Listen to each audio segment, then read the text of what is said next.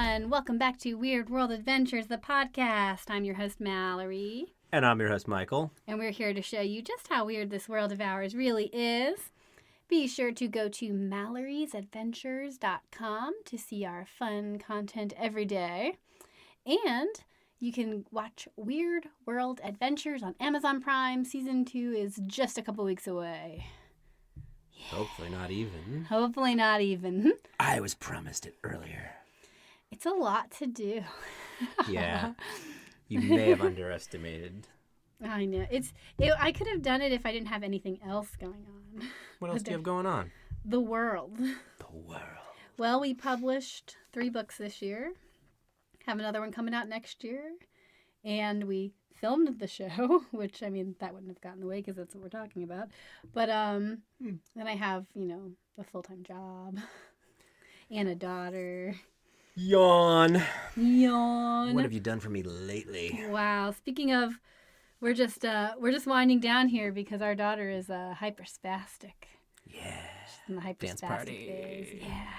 Dance party all day, all the time. Pretty much. Yeah. And neither of us dance. It's true. Plus, we just opened a really cool special box of awesome stuff, and something had broken in it, and I bled all over everything. Immediately shredded your finger and bled over everything. Yeah. Great.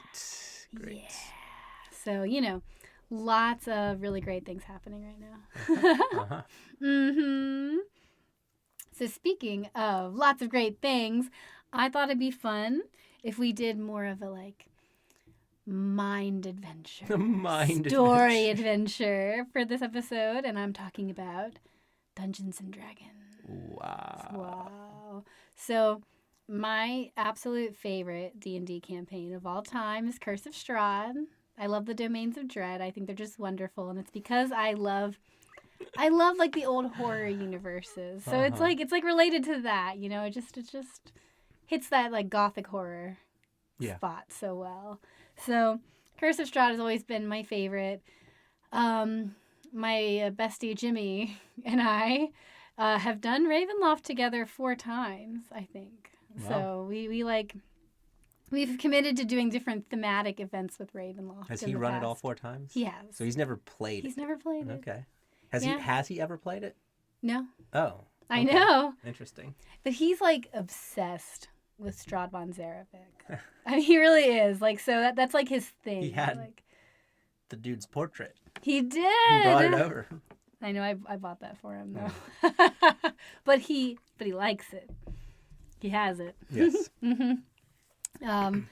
And I guess first of all, I was very excited to have you get to do Castle Ravenloft. It's one of the original D&D mini adventures. Mm-hmm. I6 was when there was they only had a few number 6 I6 Ravenloft was one of the first ones, and it started out as just a mini tiny adventure in Barovia, and then you're at the castle, which you could do in maybe 2 days. Mm-hmm. And then Curse of Strahd, it didn't come out that long ago. I wouldn't know. It was I think it was within the last 10 years, I think, or 10 years ago. It was actually very recently that it came out. And it expanded upon that world, so it wasn't just Barovia and Castle Ravenloft. Right. There's Vallaki. There's countless towns and adventures, and it became a big campaign in a book you could run. And I think if you rush it, you could do it in 10 sessions. But you could take longer because it's an entire immersive world to explore. And there's so much lore behind it. And that hits the anthropologist in me, right? I need to know. Anthropologist? You said that about Game of Thrones back in the day. Anthropologist. Because it has so much folklore and lore. And there's just everything in Castle Ravenloft is a nod or a story or a hint that has something more behind it. I know, I'm just giving you a hard time. I know you Obviously, are. I'm a huge fantasy junkie in general. Although, I just never had really the tabletop D&D experience growing up. Yeah. You have to have friends. You do have to have friends that want, nerdy friends. Womp womp. You had friends. I had friends. You didn't have nerdy friends. We were cool. Right, so you didn't play D&D. And I was pretending to be cool. Right. To fit in. Right. I played a lot of Dungeons and Dragons, but all on PC. So I'm very familiar with Baldur's Gate 1 and 2 and Neverwinter Nights. Oh, and, yeah. and they're the same games essentially. It just does it, you don't need friends, and you don't have to pretend to be cool in front of anyone because you can just, get on late at night on my Gateway 2000 PC. Oh my god. Yeah, remember that bad boy? Like the cow box gosh, or whatever it was? Yeah. Yes. Yeah. Mm-hmm. I rolled a paladin Nice. in Baldur's Gate 1. Mm-hmm. And he had like really cool, like slicked back hair. I brought his picture Yeah. to my my haircut woman and said, make me him. He was also like dashingly handsome, and she was like, well, I mean, like, I mean, I can only do, I'm not a miracle worker. Wow. And then I fired her. Find me someone who can. Make me handsome. Make me beautiful. It's funny, I played Neverwinter Nights, but the D&D campaign. Yeah, well, it is, I mean, the games are essentially the same thing. But the book is done on the adventure is in the game. Right. Yeah. And you recently watched me play the newly released Baldur's Gate 3. Yeah, I did. I loved it. Yeah, it was very on console. Cool. And I felt like I contributed a little bit when you were picking your spells and abilities, because I'm like, oh, I recognize these. I know these. Yeah, there's a big gap in my like D&D playing, because I played in middle school and probably early high school on PC. Yeah. And then I got heavily into competitive real-time strategy games. Right. I was like a competitive StarCraft player. Right. Yeah. Mildly. I wasn't winning any national tournaments or anything. Right. But right. I could hold my own in like a regional tournament. Yeah. And my friend group was, we were fake cool for a few years there in high school, or we faked being cool. Yeah. But it was a pretty nerdy group. Yeah. And we definitely would have secretly played D&D. We played a lot of tabletop type stuff. Yeah. But I don't know, for whatever reason, we just never did it. I feel like it didn't become cool until recently either. Like cool, like like lame cool, because lame cool. Yeah, well, nerd cool. like nerd cool. Yeah. Because I know a lot of people that are like older than us that played back in the day that are afraid to tell anyone they played, and are still like, oh, I can't admit that I did D&D because there was such a stigma behind it. Yeah, there's the original like middle school, early high school era of kids that would have grown up in like, was it late 70s or when it came out? Yeah. Stranger Things. Yeah. Those kids. And didn't like Satanic Panic kind of like Definitely. target D&D? It was not. It was not good. It was not looked upon well, I don't think. Right. Both nerdy and Satanic Panic, which is just insane, imbecilic, but right. whatever.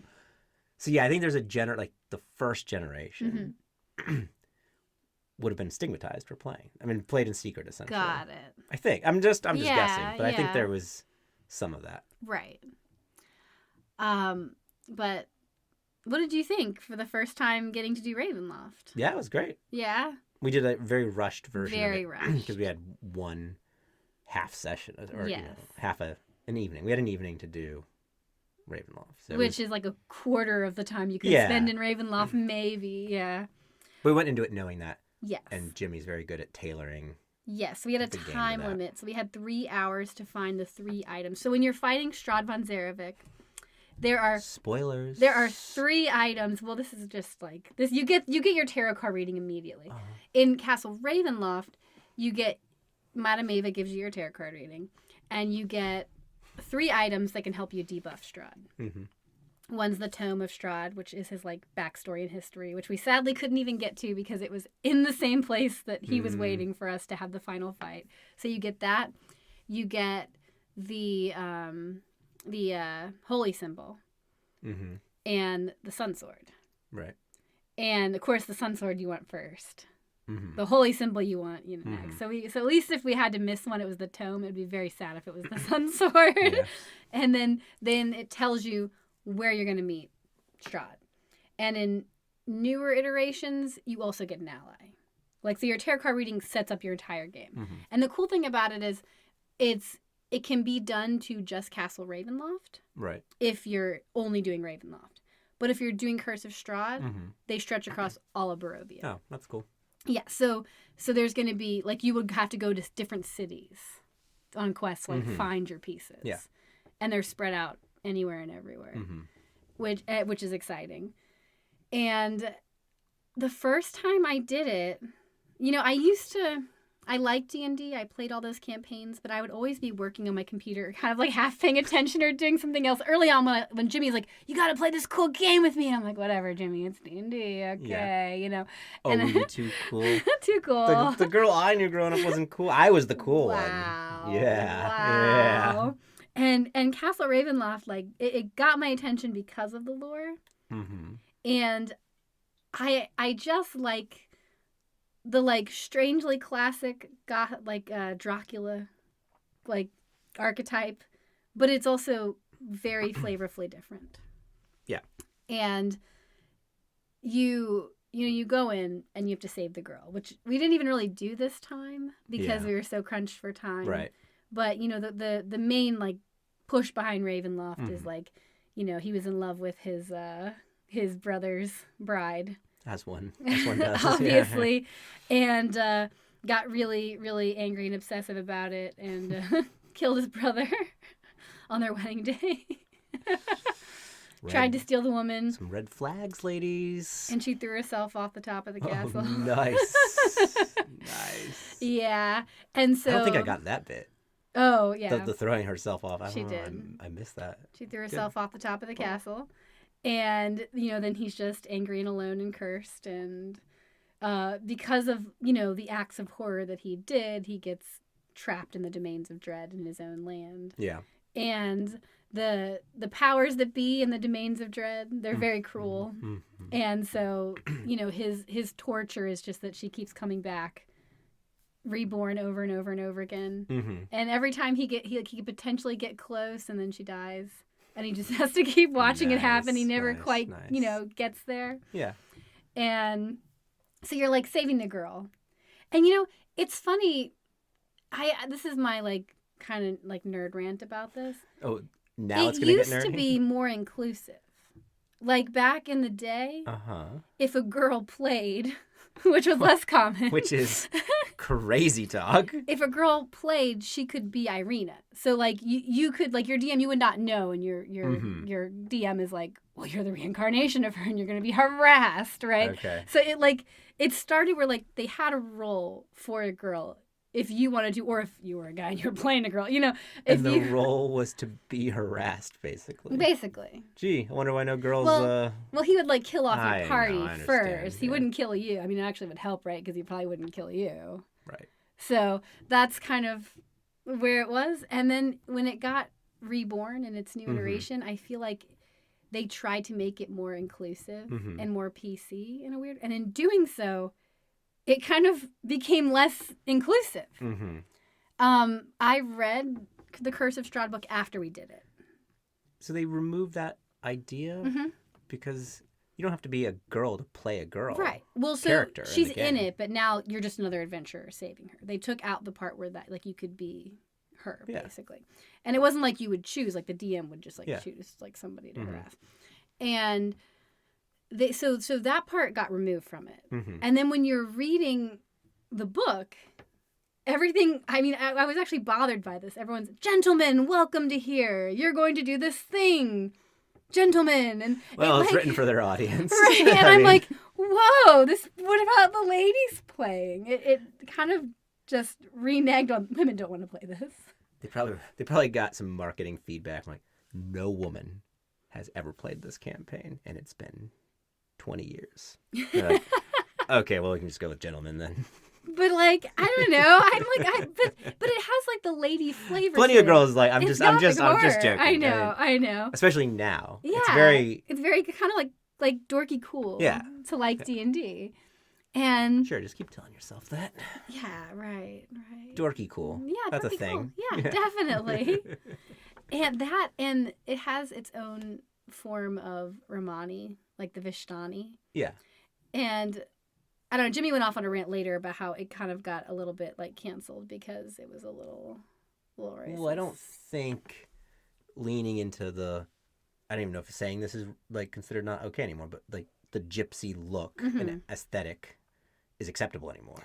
It's that mixed with the fact that they were just purely evil. They were like helping Strahd. Okay, it was right. that, and they're also the bad. Yeah, that's not a great. But look. Madame Ava's not. So there's like, okay. like she's like an exception, and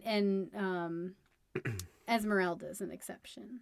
Got it. But like overall, they were like the. And that was our girl for this. That was our girl. That's really Esmeralda. That was he said he picked her. I was like, good, because you can get really screwed in Curse of Strahd with your allies. She didn't do anything, by the way. Well, I'll point out. He could have helped with that. I know she didn't, and she's supposed to be really powerful. I know you were so excited when he popped her out, and I was like, oh, well, we got a good one. Yeah. And then she didn't do anything. That's because Jimmy kept forgetting about her. So in this world, in Barovia, the Van Helsing character is Von Richten. Because, we're really creative with our names. So we got Von Richten. He's, like, iconic, famous D&D character. Okay. And she is his, like, protege. It's funny that I don't know that character. I guess the iterations I played don't have him in it. I do know plenty of the quote-unquote famous D&D characters. He's kind of specifically Domains of Dread. Okay, yeah. See, I don't think any of the ones I played involved the Domains of Dread. But Elminster, Drist, I did Drist. They span a bunch of games. Yeah.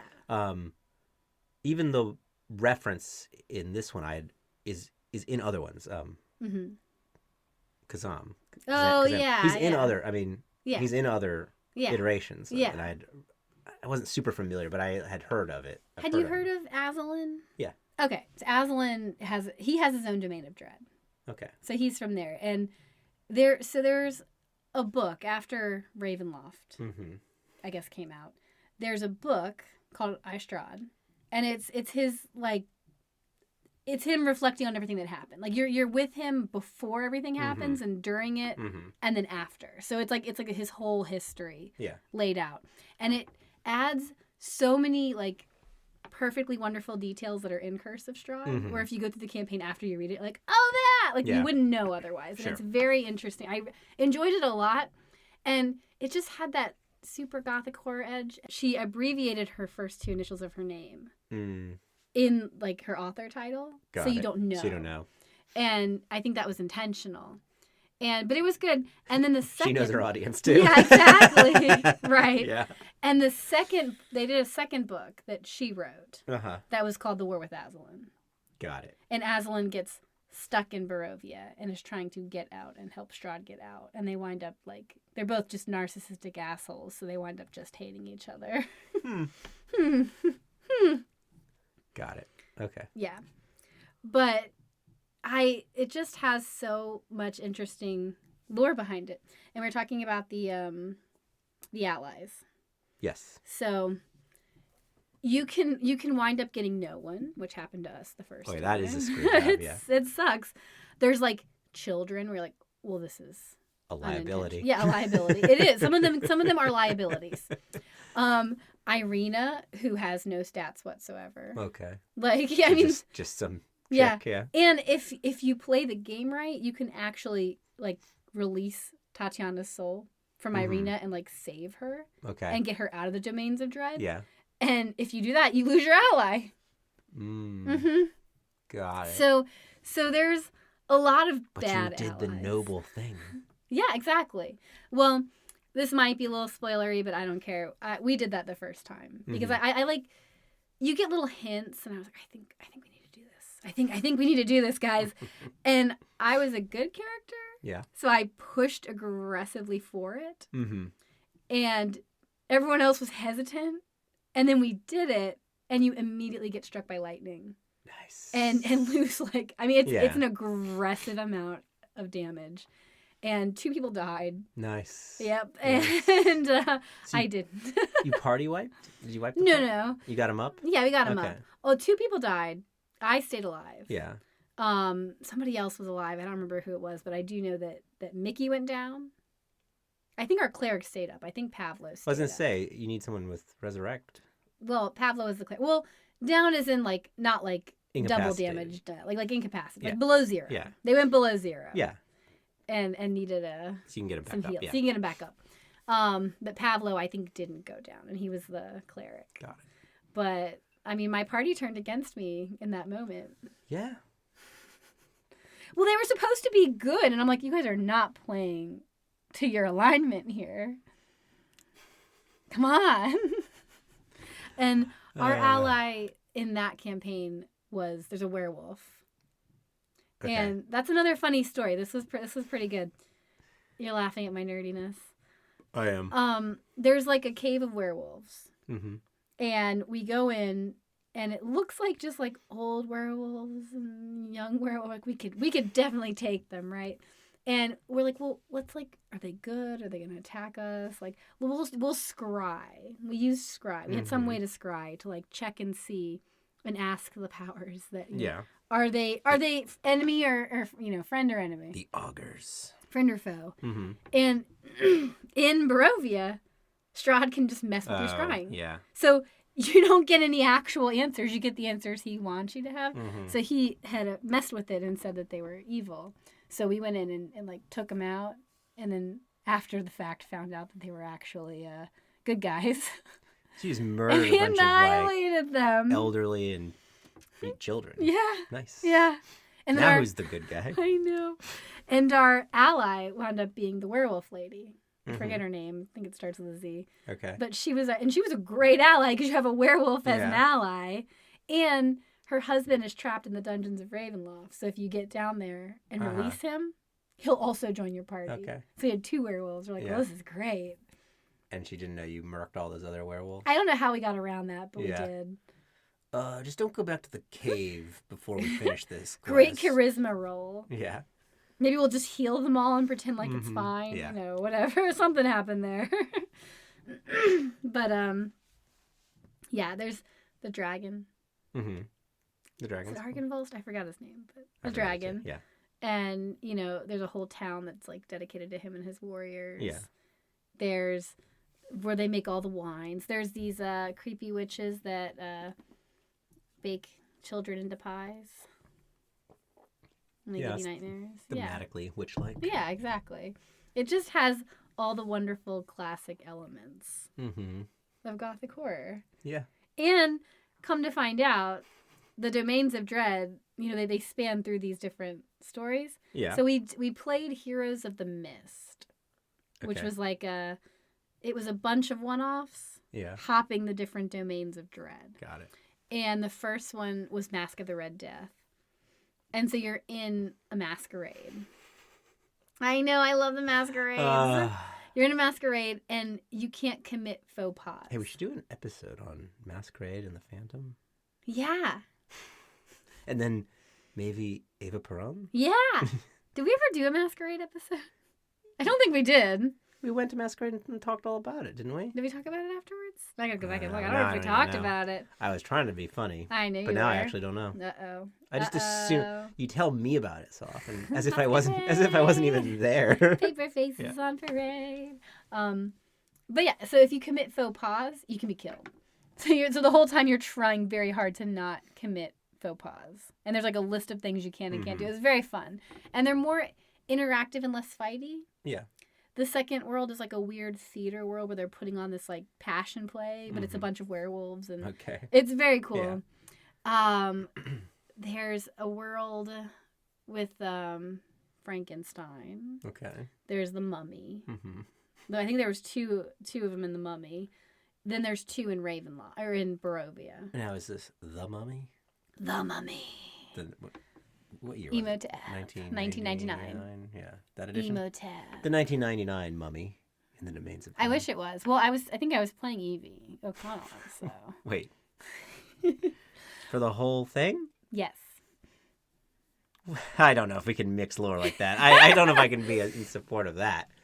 You're playing like a D&D iteration of Gothic horror, and you choose to be Evie O'Connell as your whole character for all of it from the 1999 Mummy. Yep. I don't know if I can get it. And we were allowed sidekicks, and Rick O'Connell was my sidekick. Stop. I can't be a part of this. This is not, no. Well, we would choose fun, new, like, ways to play with Ravenloft, because we've done it so much, right? And the first time we just did it, like, normal. Create your characters, play Ravenloft. The second time, we're like, we need a theme if we're going to do it differently. And we actually chose Buffy. Mm-hmm. And Jimmy had just watched Buffy and was all in, right? And so he changed Ravenloft so epically to be so perfectly Buffy. And he made his own storyline around it. And he changed characters in Ravenloft to be Buffy characters. And the level of intensity he took that to, I was so proud. You have been talking at me about Buffy since you were maybe 10 years old. I love Buffy. That's what dove me into the nerd culture, was Buffy. I mean, I remember you talking at me and Adam when you were in elementary school with Marissa. Just, not to us. At us. Yeah. Because I have no idea what you're talking about. I've never seen it. We had no interest in seeing it, especially at that age. I know. And you just Buffy for hours. Well, I remember you went on a rant about it to my grandparents. I mean, you had to be 10, maybe 11. I mean, maybe not even, right? And they have no, pardon my French, fucking idea what you're talking about. And they're just, nice grandparents smiling and nodding at this just lunatic 10-year-old just spewing just nonsense. I'm sure it sounded like to them. Just complete gibberish. Yeah. The words are English, but sentences have no meaning. And they're just smiling and nodding like, ah. Uh-huh. So who's this little girl you brought home, Marissa? Wow. I distinctly remember going to Nag's Head with you guys, and me and Marissa, I had just gotten the season 2 Buffy DVDs. Oh. And we were watching season 2 Buffy in the beach house at Nag's Head. And I don't know, there's a thing where she's like, Mom, I'm a vampire slayer. And she tells her mom she's a vampire slayer. And you and Adam were like, Adam, I'm a vampire slayer. I think I remember Michael, this, I'm a vampire slayer. And you guys just started making fun of us nonstop about it. I mean, you had it coming. Wow. You had it coming. Wow. And I'm still hearing about it. Wow. You didn't learn your lesson. Well, 30 years later. I will say, someone had to play Buffy when we did this Ravenloft thing. And I she's actually not really my favorite character. I think she's kind of a butthead. But. Nice. But I know. Nice PC. Yeah. After I just dropped the F-bomb. I know. She's a bitch. Yeah. But we needed a tank, and I never played a tank. And I was like, I'll play Buffy. And it worked out because with whoever everyone else picked. And we went up to one of the rooms, and we ran into a robotic person, right? And I'm like, oh, it's Piddlewick, right? And I was like, oh, what does it look like? And Jimmy's like, it looks like you. And he incorporated the Buffy bot. There's a Buffy robot at one point. Okay. He incorporated it and replaced Piddlewick with the Buffy bot. And he did things like that where I'm like, oh my. Like you explain or say that as if I'm supposed to have any idea. It looks like you. From Buffy. No, I don't. Right. No idea what the reference is. Right. He made Spike Escher. Okay. He took characters that existed in Ravenloft and made Buffy characters out of it. I stand by my assessment that Buffy doesn't seem like she would be the tank character. She is. She seems like she would be the melee DPS character. She's agile, but she's unbelievably strong. Just full brute strength. But what stat was her? What's her primary stat? Strength. Is it really? Mm-hmm. See, I would have guessed Dex. She seems like she'd be a dexterity damage dealer. High Dex, but strength would be the higher stat. Because in the lore of the Buffyverse, I'm not sure I love it. In the lore of the Buffyverse, this is really derailed. I know, but we're going into this now. Okay. A girl was imbued with demonic essence way back when to make her the warrior against the demons. Okay.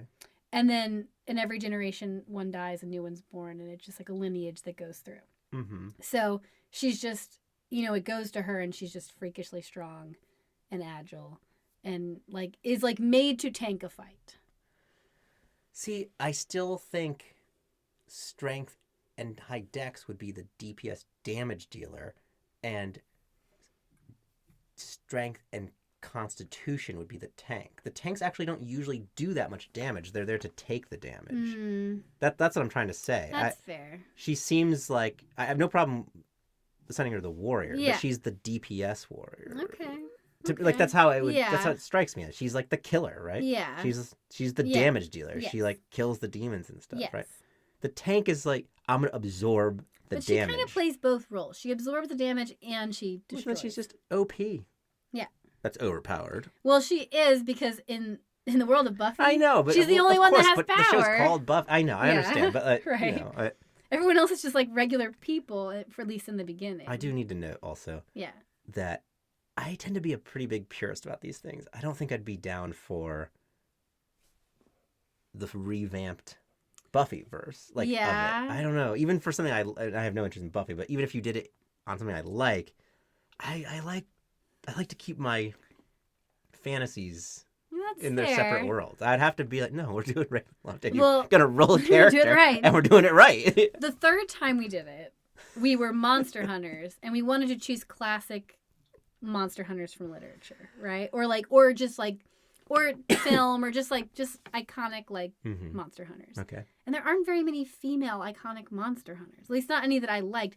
I mean, the closest me and Jimmy even got to was Mina, but she's not a fighter. I mean, she's not going to be helpful at all. She would be int, but what else would exist there, right? Right.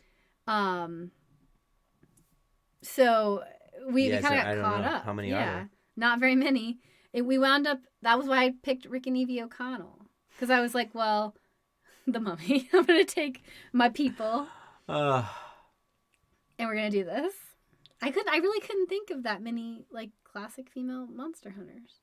But she's not a monster hunter. No, but Rick is, and I just made it. He's a mercenary. We made him a gunner. That's fine. Yeah, he shoots lots of pistols. Yeah, but you didn't play him. He was your sidekick. He was my sidekick. I just did a crossbow. I don't know if I like that. She was a crossbow user? Yeah. No, she's an artificer. She's a caster. She's a librarian in the. Yeah. She should just be there with a book, a tome. I know. I don't play casters. Oh, see, you even misrolled the character. Oh, I can't get behind this. She doesn't use a ranged weapon in the whole movie. I don't think. She does. She's got a book. That means she's a wizard. All right. She is a wizard. All right. You should have played a wizard. All right. Touche. Mm-hmm. Well, in this or a warlock, don't they accidentally res the mummy? Yes, they sure do. Okay, so she reads with the book. book. Yeah, so there you go. You could have rolled her as a warlock, and it would have kind of made sense. What harm if it came from opening a book? That's right. Yeah. Okay. Yep. That is. Yep. Yep. That is the line. Yep. Thank you for knowing it. You're welcome. This version was kind of cool because Jimmy changed it so much that we had an hour to find each of the items to take down Strahd. And we really did a great job experiencing each level of Ravenloft to at least a minimal extent and making it in the time constraints. I think we did a very good job with that. We took out the tower, which is the heart, which helped us tremendously in debuffing Strahd. That was exciting. Our first campaign into Ravenloft, we did that. And then you get swarmed by vampire spawn and the halberds or whatever that start attacking you. And Jason was a wizard, and he got knocked off. These are your friends. Yeah, my friend Jason. Okay. Got knocked off of the stairwell and thrown all the way down to the bottom. And he took that damage and was like, oh my God, I'm still alive. And was a sigh of relief for 3 seconds before Strahd just showed up and just killed him. Good. Yep. Dragged him through the wall. We're like, oh, that's no bueno. And we got to run into Piddlewick. And I like that because there's this derpy toy maker in Barovia named Blinksy who makes creepy little monster toys. But he's so happy and fun, right? And he has a monkey that's his sidekick that helps him with whatever. And when we did that the first time through, Mickey, one of my friends that was with me, was like, I need this pet monkey. And we're like, you can just take the guy's monkey. He's like, I need this monkey. So he's like, well, if you get me, there's a robotic man in Ravenloft. So if you get me this robotic man, I'll trade you for my monkey. And so then we went and we did our dinner with Strahd, because classically, if you're doing the full campaign, he invites you to a nice civil dinner in Ravenloft where he kind of lays out the rules of how things are going to go. And we're definitely friends. Here's some presents. We're besties, that kind of thing. Yeah. And while we're there, I don't know, we wound up playing a game of, was it Taroka? There's a card game in there that we played against him and won Piddlewick. Okay. So Piddlewick is this like little robotic jester. Mm-hmm. And then we traded him for the monkey. And I would like to point out that Mickey continually used that monkey as a decoy to try to get it killed. I'm like, man, we went out of our way to get you that monkey. And you're trying to kill it every single time we play. Yeah. Yep. He was that guy.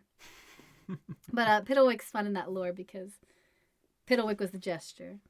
And, you know, he was the one that kept everybody amused at the castle. And they built like the little toy version of him for funsies, like to go with his act. And the toy didn't like that he was getting all the attention. So he pushed him down the stairs and killed him.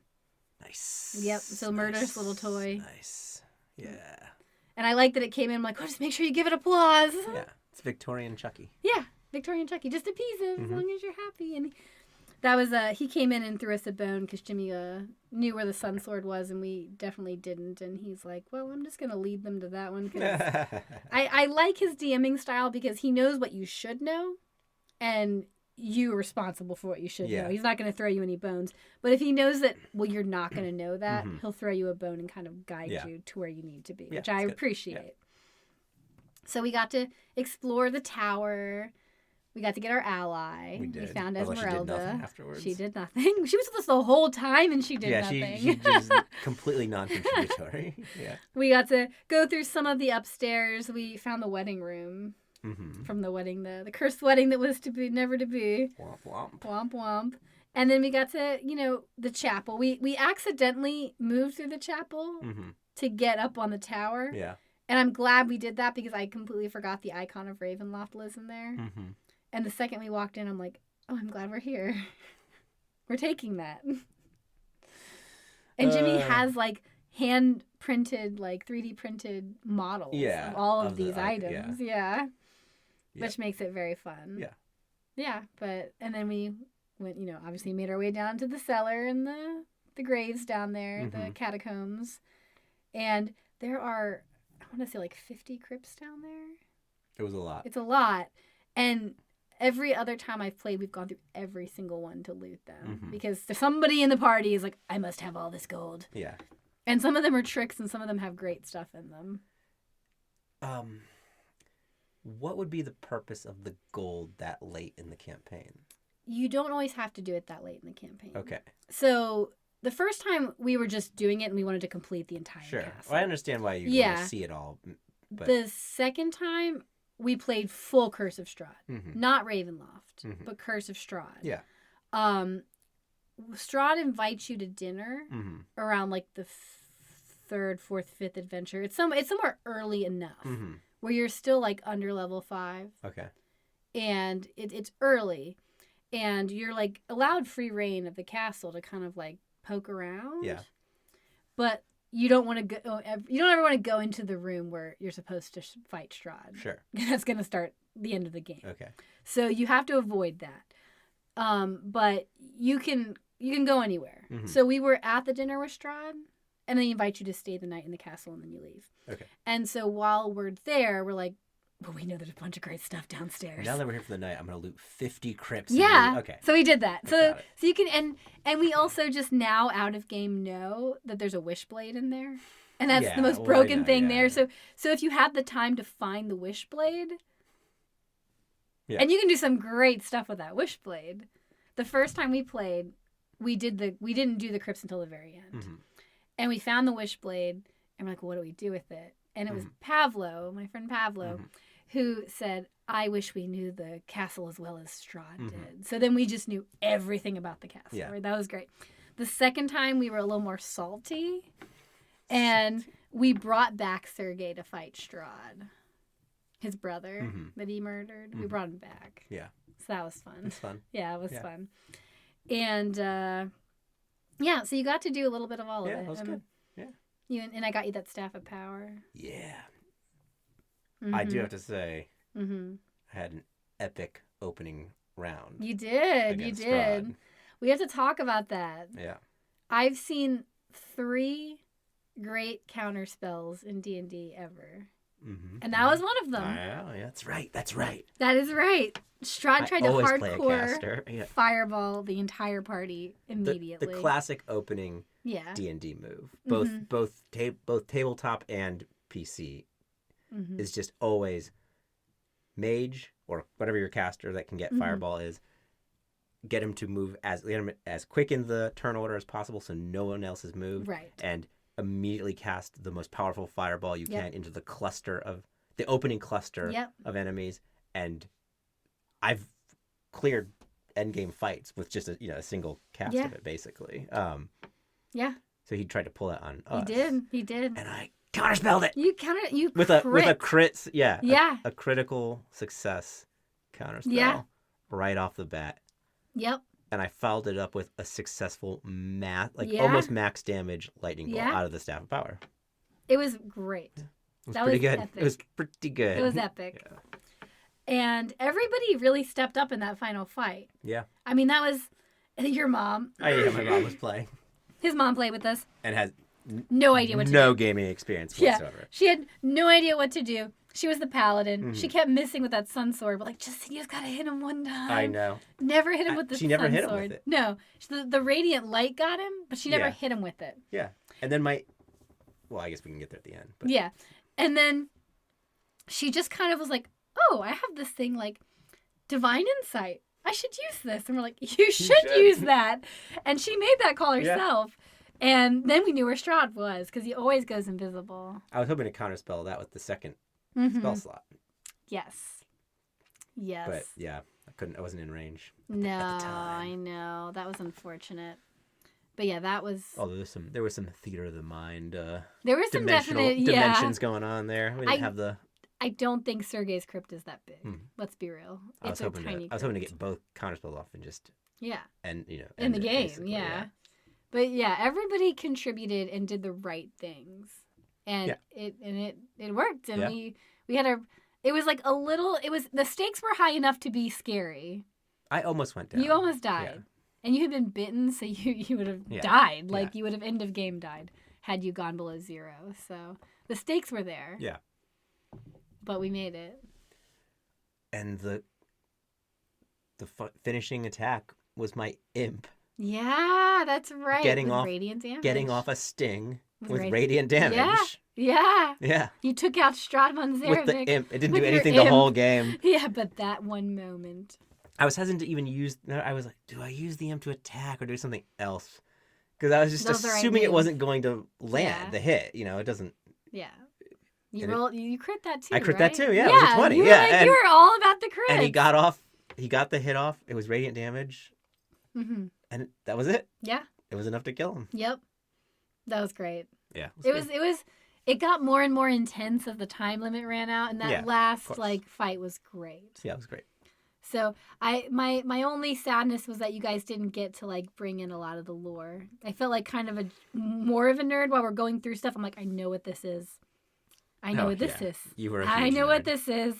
Oh, I know what that is. Oh, that's sad. And we had the time. I felt like an asshole when we went past the dungeons. Like, you hear a cry for help, and I was like, well, normally you would do that, but we're out of time, so we're not going to do that. Sorry.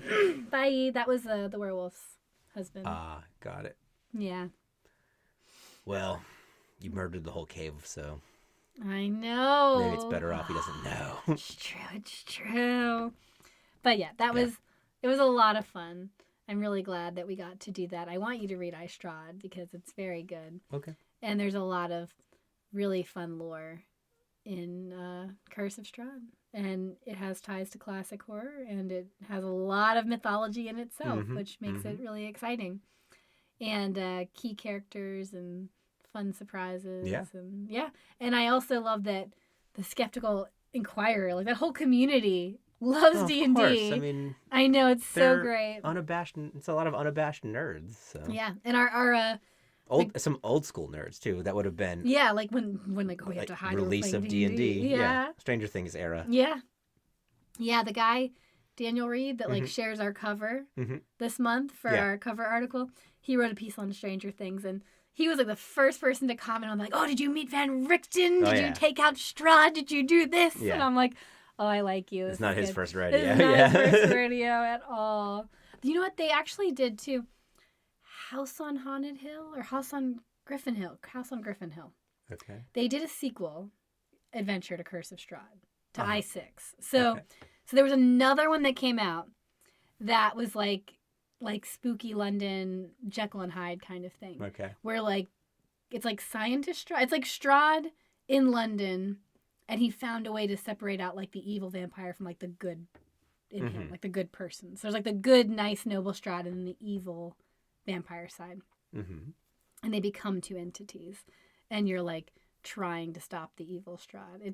It's really interesting. What if I'm evil and I want to stop the good Strahd? There's a lot of that in Curse of Strahd. Mm-hmm. I will say my complaint with Curse of Strahd is for some reason it brings out the worst in people. Mm-hmm. And the reason I like it so much is because he's very manipulative. And if you have a good DM that really understands it, that's like smart enough to work through it, and you're playing it long enough, he'll use your character's like strengths against you. Mm-hmm. And he picks at like the prideful person. He'll like try to tear their pride apart. Mm-hmm. And like he has something that he tries to do to each person to like tear them down psychologically. Mm-hmm. So it's very much like he's just psychologically trying to break every person there. And it's very personal to like who your character is. Mm-hmm. And there was a point to this, and I lost the point. What did you ask? Oh, man. There was a point at one time. But, there's people that don't play it well or that do. And it's a very easy campaign to, like, tear parties apart. Mm-hmm. I have heard of so many instances of PvP in Curse of Strahd. Because if you're playing Strahd right, you're trying to get the party to turn against each other. Sure. And you might bargain like, well, if you like work with me, we'll do this, or and people will like, I'll work with you, Strahd. Like they become Renfield. Like I want to be your slave, right? Like, but once you're PvPing in a game of D&D, you're just done. Yeah. I mean, you're not gonna. Well, that's when the game ends. Yeah, of course. So there have been so many games. Like Alex tried to run one. Our friend Alex. Yeah. And the party turned against each other. And, like, one of the guys tried to go behind the party's back to work with Strahd. And that's not the first time I've heard that. I mean, like, it's a good campaign to rip a party apart and turn it into PvP. So I feel like it's a very not finished game. A friendship killer. A friendship killer. Mm-hmm. It's very... Or a marriage killer. Oh, yeah. I'll stab you in the back next time and it'll be over. It's very...